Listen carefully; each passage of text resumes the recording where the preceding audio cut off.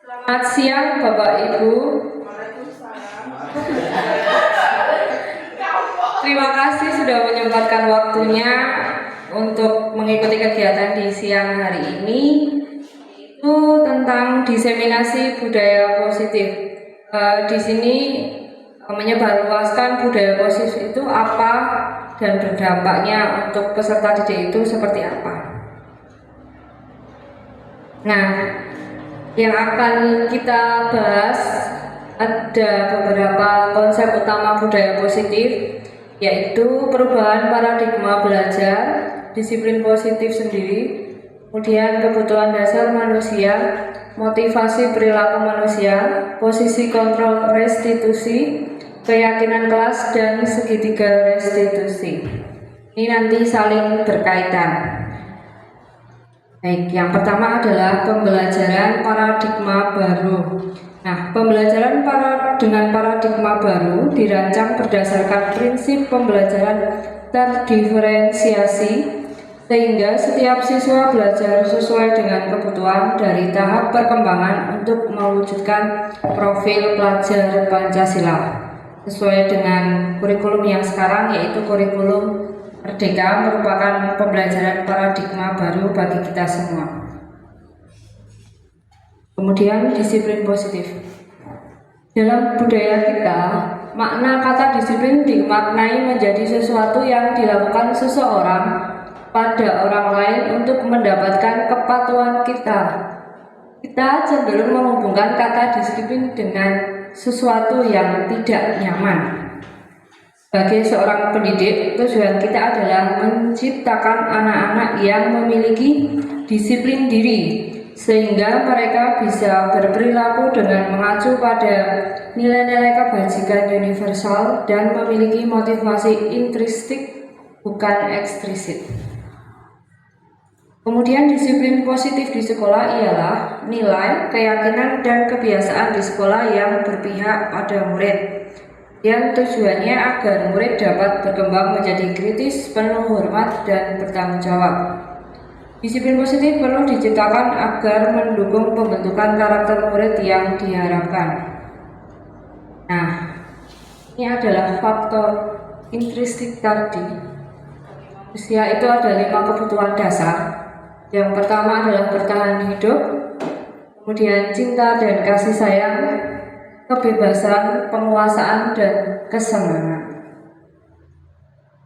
Jadi 5 kebutuhan dasar tadi menjadikan sebuah motivasi perilaku manusia.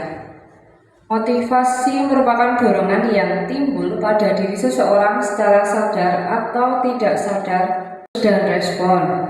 Murid menghormati peraturan dan kehilangan waktu untuk merenungi kesalahan. Kemudian restitusi, ini kurang lagi. Restitusi itu adalah murid bertanggung jawab untuk perilakunya, fokus pada pemecahan masalah jangka panjang. Kemudian murid menghormati dirinya dan orang lain. Kemudian ada teori kontrol murid, dengan murid bersemangat untuk memperbaiki kesalahan yang dilakukan. Nah, ini adalah konsep disiplin dengan pendekatan restitusi. Restitusi itu merupakan sebuah cara untuk menanamkan disiplin positif pada murid. Kasih pengertiannya, restitusi adalah proses menciptakan kondisi bagi murid untuk memperbaiki kesalahan mereka, sehingga mereka bisa kembali kepada kelompok mereka dengan karakter yang lebih kuat. Ini menurut Gosen 2004. Ciri-ciri restitusi yang pertama adalah bukan menebus kesalahan, namun belajar dari kesalahan. Kemudian memperbaiki hubungan, tawaran bukan paksaan, yang menuntun untuk melihat ke dalam diri, mencari kebutuhan dasar yang mendasari tindakan, fokus pada karakter bukan tindakan, kemudian menguatkan dan fokus pada solusi. Ini penerapan ya, contoh penerapannya ada sebuah kasus siswa sering tidak mengerjakan PR. ada 3 hal yang bisa kita lakukan, yaitu memberi hukuman, konsekuensi, dan restitusi. Ketika ada siswa sering tidak mengerjakan PR, kita memberikan hukuman. Biasanya guru menghukum siswa tersebut hormat bendera 10 menit, atau guru marah dan menjadi murid takut. Kemudian yang kedua, jika kita melakukan sebuah konsekuensi, itu guru memberikan konsekuensi untuk mengerjakan PR-nya saat istirahat atau dikerjakan sebanyak 3 kali lipat. Guru bisa tegas dan siswa bisa menghormati peraturan. Nah, sedangkan kalau kita menerapkan restitusi, guru bisa menanyakan keyakinan kelas atau dirinya dan membantu siswa menyelesaikan masalahnya. Jadi guru bisa terbuka dan siswa dapat menghormati dirinya serta orang lain. Nah, ini kalau kita yang paling tepat menerapkan restitusi. Nah, tadi dalam kita melakukan pendekatan disiplin positif menggunakan restitusi, ada 5 posisi kontrol guru yang ada dalam diri kita, yaitu sebagai pemantau, manajer, teman, penghukum, atau pembuat rasa bersalah. Nah, ini contoh penerapan 5 posisi kontrol guru. Sebenarnya ada sebuah kasus, siswa tidak memakai atribut lengkap pada saat upacara bendera. Jika sebagai guru kita posisinya sebagai penghukum, kita akan memberikan kata-kata mematuhi aturan sekolah, lalu berdiri di depan barisan. Itu jika posisi kita sebagai penghukum.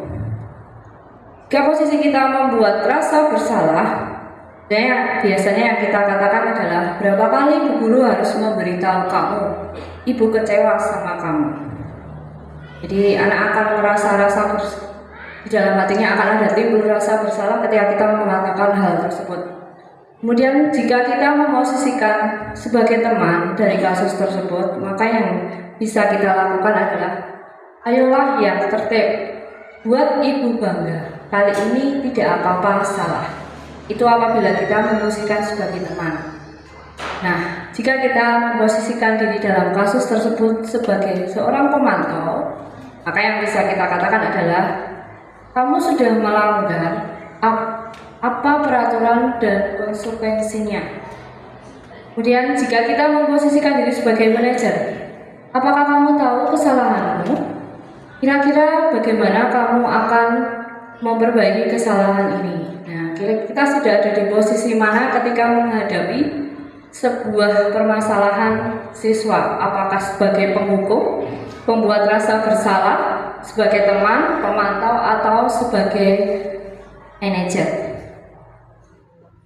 Yang selanjutnya adalah keyakinan kelas. Nah, kita sering mendengar ya, keyakinan kelas. Nah, ini cara kita membentuk keyakinan kelas.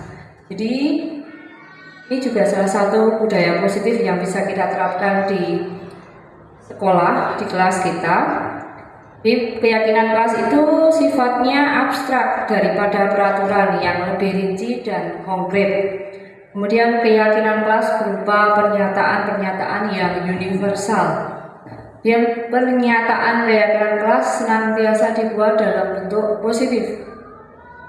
Keyakinan kelas hendaknya tidak terlalu banyak sehingga mudah diingat dan dipahami. Semua warga kelas sebaiknya ikut berkontribusi dalam membuat kegiatan kelas lewat curah pendapat. Kemudian bersedia meninjau kembali keyakinan kelas dari waktu ke waktu. Jadi ini cara kita membentuk budaya positif melalui keyakinan kelas. Nah, ini adalah contoh keyakinan kelas.